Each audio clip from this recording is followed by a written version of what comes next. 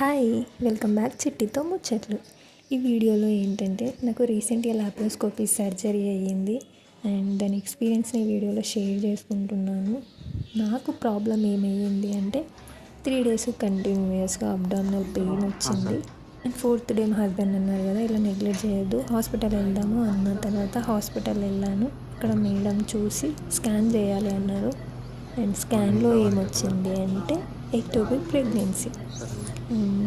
Ectopic అంటే అందరికీ తెలుసు అని నేను అనుకుంటున్నాను.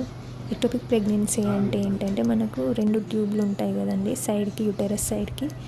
అది ప్రెగ్నెన్సీ అనేది ట్యూబ్లో నుండి యూటెరస్లోకి వచ్చి అక్కడ పెరగడం స్టార్ట్ అవుతుంది. అండ్ ఎక్టోపిక్ ప్రెగ్నెన్సీ అంటే ట్యూబ్లోనే అయిపోయి అక్కడ పెరగడం స్టార్ట్ అవుతుంది అనమాట.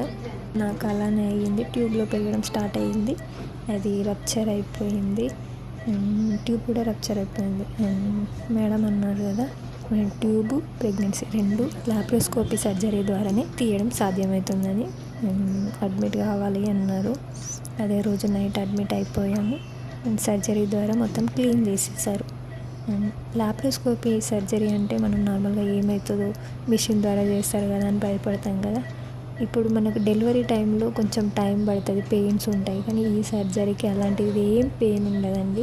మనం నెక్స్ట్ డేనే నడవచ్చు, ఫ్రీగా ఉండొచ్చు, ఏ పనైనా చేసుకోవచ్చు అండ్ ఫ్రీ ఉంటాం అన్నట్టు. ఆ సర్జరీ లాగా కాకుండా ఇది మిషన్ ద్వారా చేస్తారు కదా, కొంచెం పెయిన్ అలాంటిది ఏమి ఉండదు, ఫ్రీ అయిపోతాం అన్నమాట. అందుకే హెల్త్ విషయంలో అస్సలు నెగ్లెక్ట్ చేయొద్దండి. చిన్న ప్రాబ్లం కాస్త పెద్దగా అయిపోతుంది.